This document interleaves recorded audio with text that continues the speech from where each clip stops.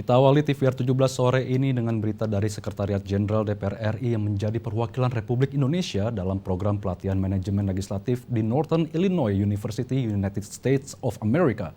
Program pelatihan ini merupakan upaya diplomasi antara Parlemen Indonesia dan Amerika, mengingat Kongres Amerika adalah cabang legislatif yang keanggotaannya sangat dinamis. Sekretariat Jenderal DPR RI menjadi perwakilan Republik Indonesia dalam program pelatihan manajemen legislatif yang dilaksanakan di Northern Illinois University, United States of America. Program ini membahas pola pengelolaan anggaran dan kegiatan-kegiatan pemerintahan yang dilakukan oleh Kongres Amerika Serikat. Sekretaris Jenderal DPR RI Indra Iskandar menegaskan, kegiatan parlemen tidak hanya diukur dari kuantitas undang-undang yang telah disahkan setiap tahunnya. Menurutnya, banyak pertukaran nilai-nilai demokrasi dan pengelolaan kegiatan keparlemenan yang dapat dipelajari Indonesia dari Amerika.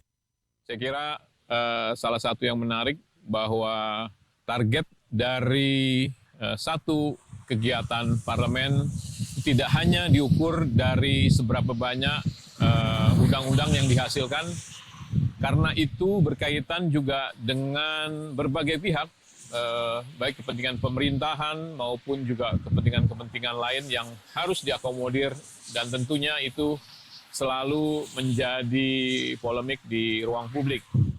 Sementara itu, Dr. Eric Jones selaku Direktur Eksekutif Northern Illinois University menyampaikan apresiasinya atas kedatangan Sekjen DPR RI ke Amerika Serikat untuk memperkuat nilai-nilai demokrasi dan mempertahankan diplomasi antar kedua negara.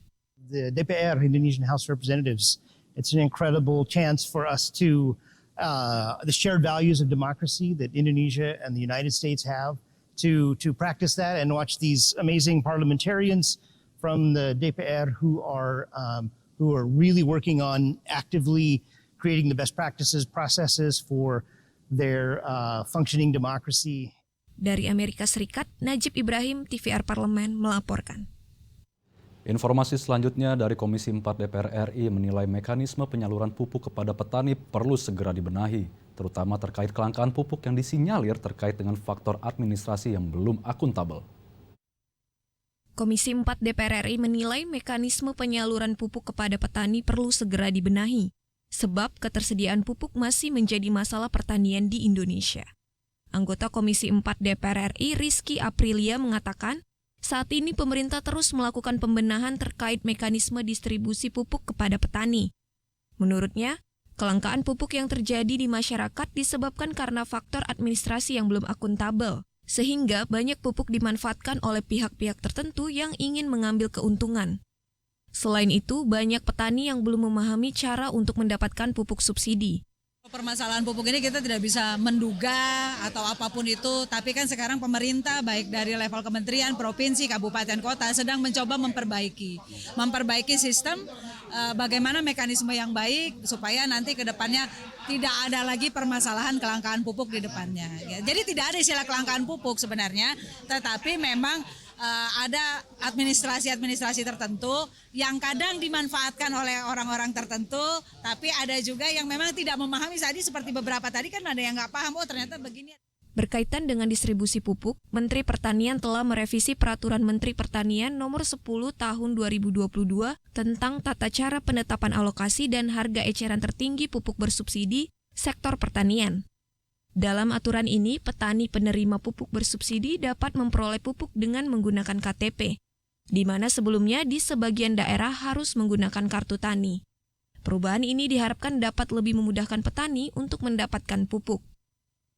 Dari Lubuk Linggau, Sumatera Selatan, Dwi Utomo, TVR Parlemen melaporkan. Berita selanjutnya mengenai Komisi 7 DPR RI yang mengapresiasi suksesnya program CSR dari PT Pertamina Geothermal Energy dalam mengembangkan tenaga listrik panas bumi atau PLTP Lahendong dan berhasil meningkatkan perekonomian masyarakat sekitar dan menjaga kelestarian lingkungan. PT Pertamina Geothermal Energy dalam pengembangan pembangkit tenaga listrik panas bumi atau PLTP Lahendong melakukan program Corporate Social Responsibility atau CSR melalui program Mapalus Tumompaso. Komisi 7 DPR RI mengapresiasi suksesnya program CSR tersebut sehingga tidak menimbulkan masalah sosial di masyarakat. Direktur Operasi PT Pertamina Geothermal Energy Ahmad Yani mengungkapkan, Lebih dari 3.000 masyarakat sekitar PLTP Lahendong dilibatkan dalam program Mapalus Tumompaso yang merupakan ekosistem ekonomi sirkular.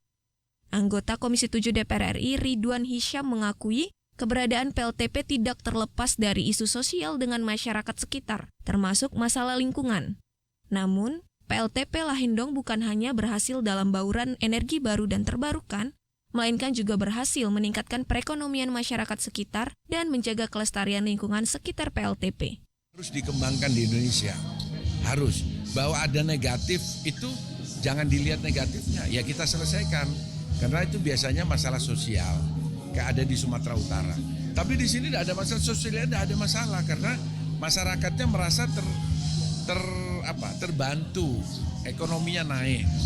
Nah, gitu. Jadi di Jawa, terutama di daerah Ponorogo tidak jalan, tidak jalan di Ijen, masalah sosial. Nah, itu harus kita selesaikan.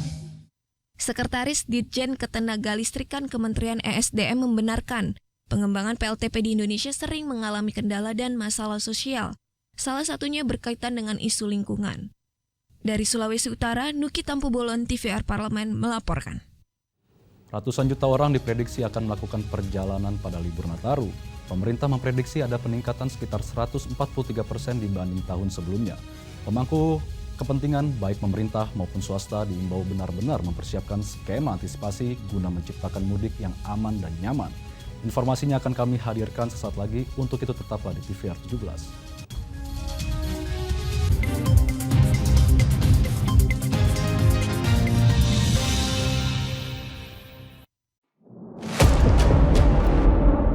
Sini ditambang. Konflik yang terjadi, Warga sini tidak mengizinkan. masalah yang tersisihkan menjadi kesenjangan sosial. Ya namanya rakyat kecil gak bisa apa-apa, mau komplain juga gak didengar. Sebab apa? Itu menyangkut isi perut kami semua. Bagaimana memutus keterbatasan untuk didengar? Jadi kalau misalnya masyarakat sudah merasa tidak lagi ada yang memperjuangkan aspirasinya, maka masyarakat memang sangat berhak untuk meminta dewan yang mewakili mereka di parlemen. Kami menyusuri batas-batas peristiwa, mengurai berbagai polemik yang terjadi, meluruhkan suara-suara marginal, menjadi nyata dalam setiap aspirasi, melaksanakan tugasnya sebagai wakil rakyat. Saksikan Aksi Dewan setiap hari Senin dan Rabu pukul 10.30 waktu Indonesia Barat, hanya di TVR Parlemen.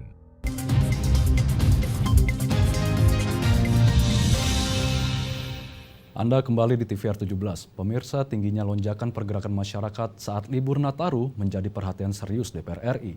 Semua infrastruktur utama maupun penunjang harus dipersiapkan dengan baik agar tidak mengganggu perjalanan masyarakat. Kelayakan moda transportasi yang dioperasikan, sistem pembelian dan harga tiket serta jadwal perjalanan harus tersosialisasi dengan baik. Naiknya harga tiket pada musim liburan seringkali tidak diiringi kualitas pelayanan yang sesuai, sehingga masyarakat merugi. Sinergi antara Kementerian Perhubungan dengan penyedia jasa transportasi sangat penting. Selain itu, informasi cuaca termasuk potensi bencana harus diperbarui secara cepat dan akurat.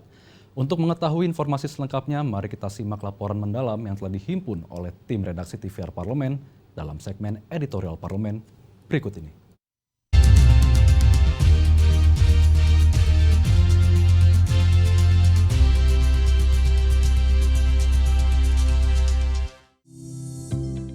Sekitar 107 juta orang diprediksi akan melakukan perjalanan pada libur Natal dan Tahun Baru atau Nataru 2023-2024. Pemerintah memprediksi ada peningkatan sekitar 143% dibanding tahun sebelumnya.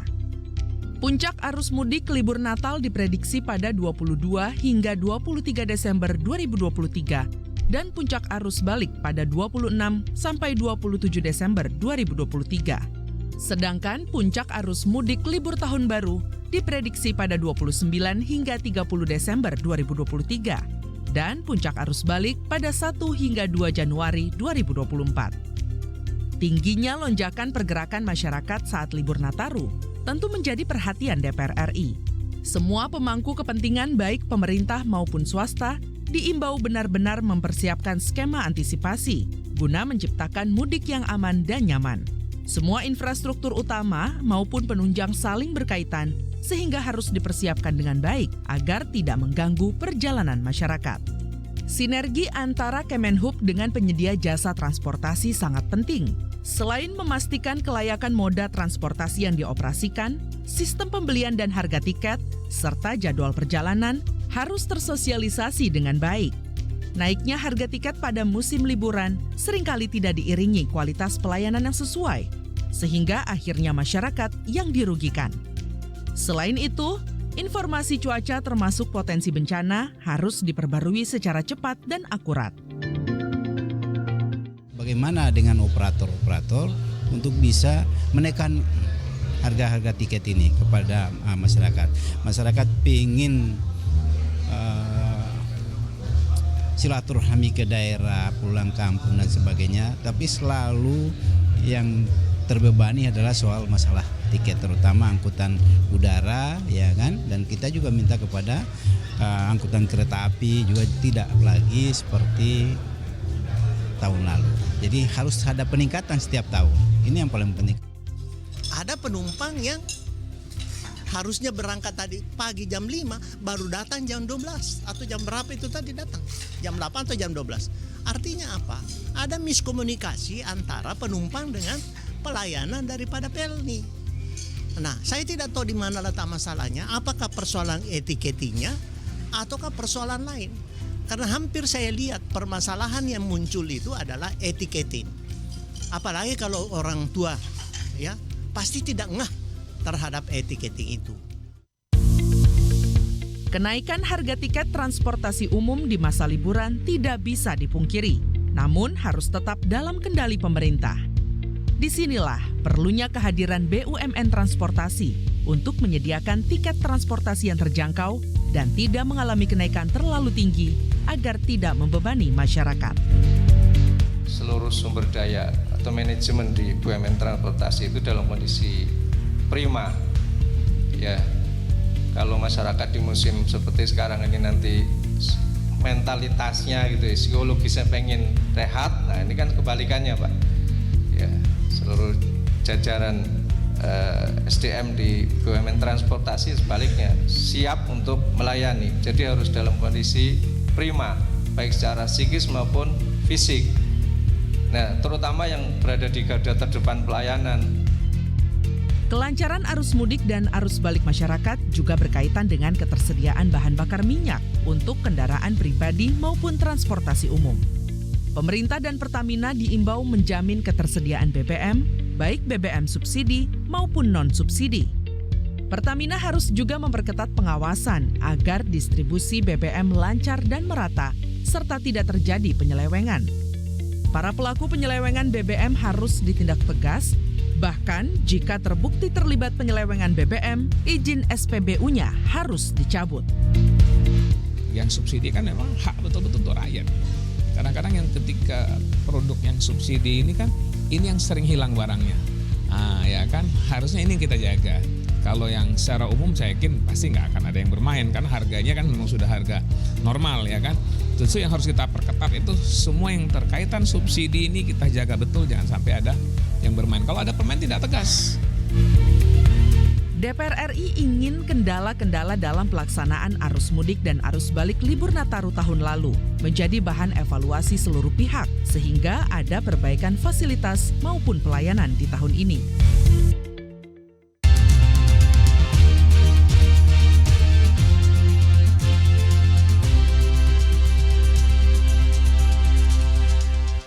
PT Pertamina Patraniaga telah memblokir ratusan ribu kendaraan yang tidak berhak menggunakan BBM bersubsidi karena plat nomor kendaraan tidak sesuai dan tidak terdaftar di Korlantas Polri.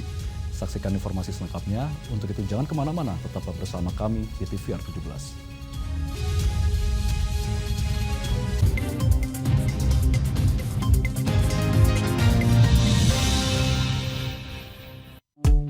DPR RI memiliki fungsi diplomasi dalam menjalankan politik luar negeri sesuai dengan pasal 116 Undang-Undang MD3. Kontribusi aktif BKSAP DPR RI memainkan peranan penting dalam memenangkan persaingan global melalui IPU, IPA, IPPF, IPA, dan PUIK. BKSAP memiliki komitmen yang tinggi dalam krisis kemanusiaan dunia. Fungsi diplomasi dijalankan untuk mendukung upaya pemerintah dalam melaksanakan politik luar negeri.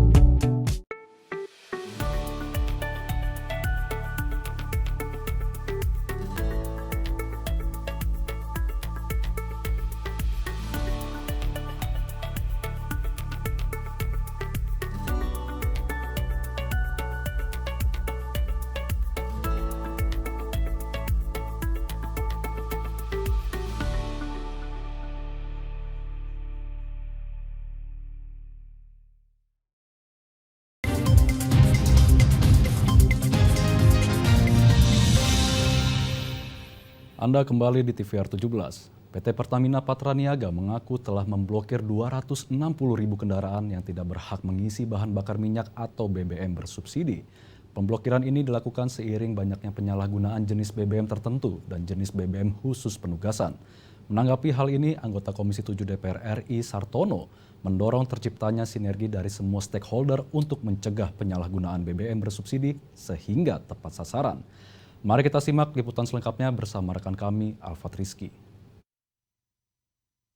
Baik pemirsa TVR Parlemen dimanapun Anda berada, seperti yang diketahui baru-baru ini PT Pertamina Patraniaga telah memblokir 260.000 nomor kendaraan yang tidak berhak menggunakan BBM bersubsidi.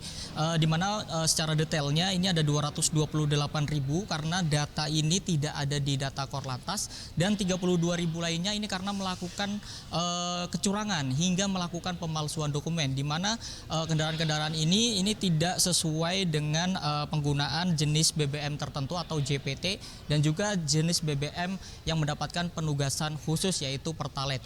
Lalu seperti apa DPR RI mengawal dari kegiatan ini atau permasalahan ini? Sudah bersama saya anggota Komisi 7 DPR RI Bapak Sartono dari fraksi Partai Demokrat untuk daerah pemilihan Jawa Timur 7. Baik Pak, Bapak melihat permasalahan ini seperti apa Pak? Upaya-upaya yang perlu dilakukan oleh PT Pertamina Patraniaga supaya hal-hal seperti ini tidak terjadi lagi Pak. Padahal saat ini kan sistem ini sudah sistem digitalisasi seperti itu Pak. Ya baik, terima kasih. Ini hal yang sangat menjadikan suatu sorotan begitu ya. Kita ketahui negara ya memutuskan ya memberikan program subsidi kepada BBM ya yang Pertalite ya, yang tentu peruntukannya juga sudah ditetapkan begitu. Ini kan juga agar memberikan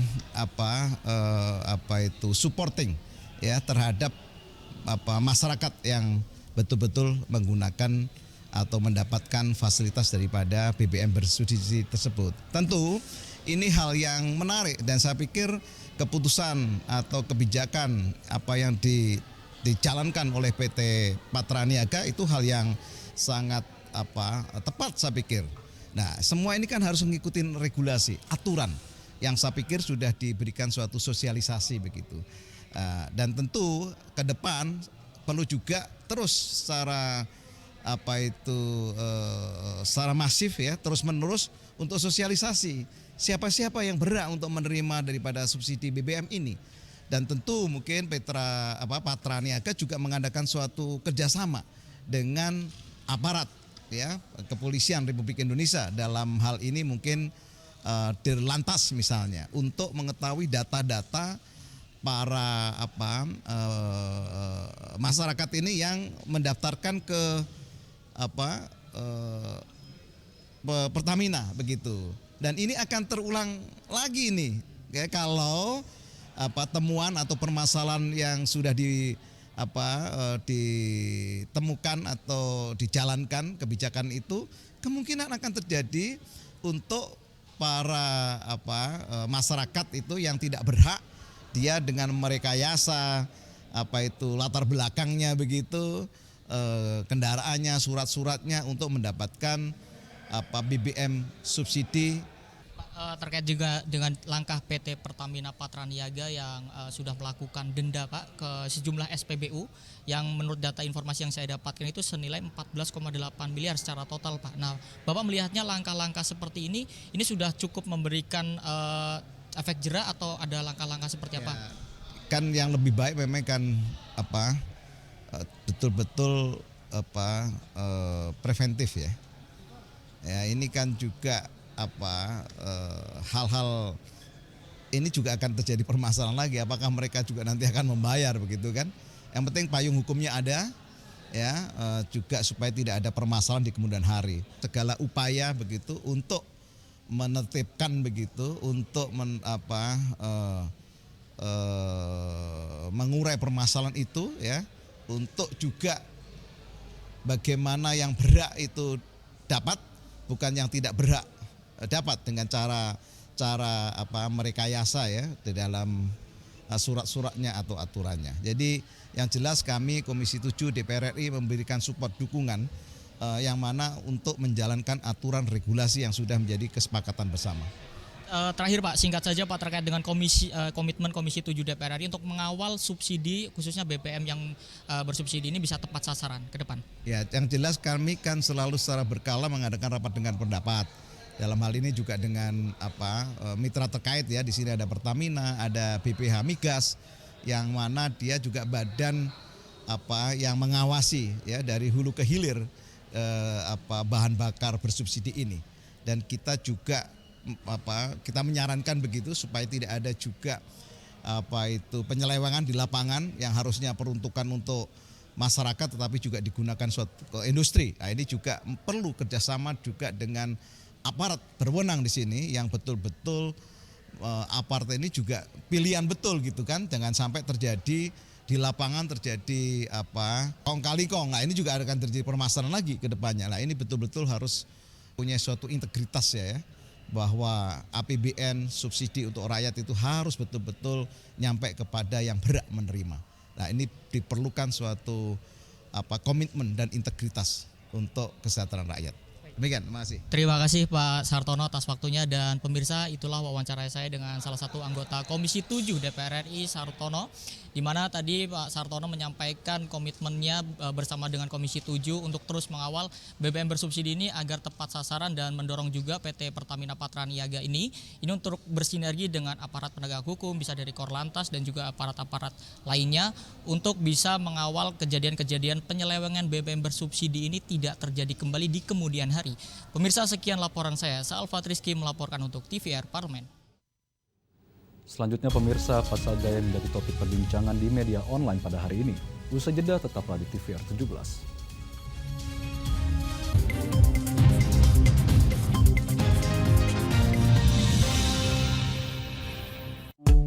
DPR RI memiliki fungsi diplomasi dalam menjalankan politik luar negeri sesuai dengan pasal 116 Undang-Undang MD3. Kontribusi aktif BKSAP DPR RI memainkan peranan penting dalam memenangkan persaingan global melalui IPU, IPA, IPPF, IPA, dan PUIK. BKSAP memiliki komitmen yang tinggi dalam krisis kemanusiaan dunia. Fungsi diplomasi dijalankan untuk mendukung upaya pemerintah dalam melaksanakan politik luar negeri.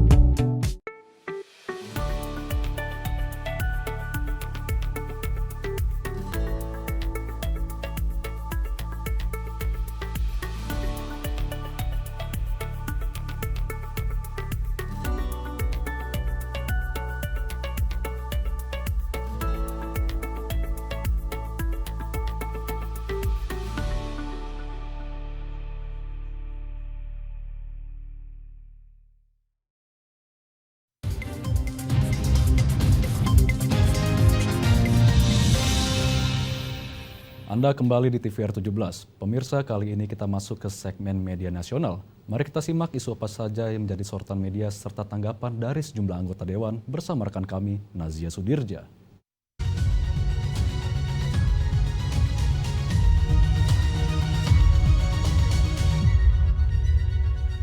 Halo, selamat sore pemirsa. Kali ini kita akan membahas berita yang menjadi headline di media online pada hari ini.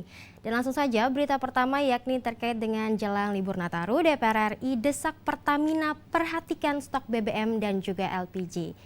Di sini seperti yang Anda lihat di layar kaca Anda pemirsa, ada beberapa media online yang membahas terkait dengan jelang musim libur Nataru.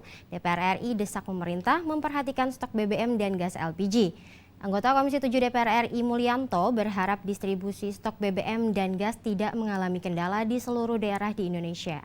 Pertamina harus membuat perhitungan yang cermat agar kebutuhan BBM dan gas masyarakat selama libur Nataru terpenuhi. Sebagaimana diketahui, libur Nataru kali ini bersamaan dengan waktu kampanye Pilpres dan Pileg, sehingga diperkirakan mobilitas masyarakat akan meningkat. Oleh karena itu pemirsa, Pertamina diminta memperhatikan tren kenaikan permintaan BBM dan gas saat libur Nataru di tiap daerah, sehingga distribusi BBM dan gas bisa sesuai dengan kebutuhannya masing-masing. Kita lanjut ke berita selanjutnya yang menjadi headline di media online, yakni terkait dengan BKSAP DPR RI usul pembentukan Forum Indonesia Afrika Parliamentary Partnership. Dapat Anda saksikan di layar kaca Anda pemirsa, di sini Badan Kerjasama Antar Parlemen DPR RI mengusulkan adanya pembentukan Forum Indonesia Afrika Parliamentary Partnership, sebagaimana halnya Asia Pacific Parliamentary Forum atau Forum Parlemen Asia Pasifik yang lebih dulu telah berdiri. Terkait dengan hal ini, Wakil Ketua BKSAP DPR RI Putu Supatmarudana berkomitmen untuk terus mengintensifkan upaya pembentukan forum guna terbentuknya Forum Indonesia Afrika Parliamentary Partnership di tahun 2024 mendatang. Merespon hal ini, Ketua Dewan Nasional Namibia Lukasi Nimbo Muha mengapresiasi inisiasi Wakil Ketua BKSAP DPR RI Putu Supatmarudana sebagai ide brilian untuk saling berupaya menjalin kerjasama dan saling belajar antar negara.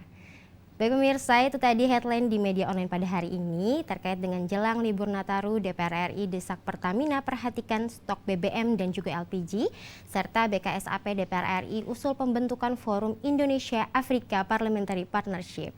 Saya Nazia Sudirja, kembali ke rekan Zia.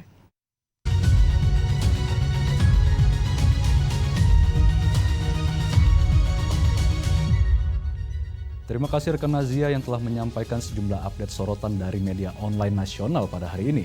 Segmen media online tadi sekaligus menutup program TVR 17 edisi sore hari ini. Saya Zia Ulbar beserta seluruh kru TVR Parlemen yang bertugas mengucapkan terima kasih dan pamit undur diri dari hadapan Anda. TVR Parlemen, referensi Indonesia.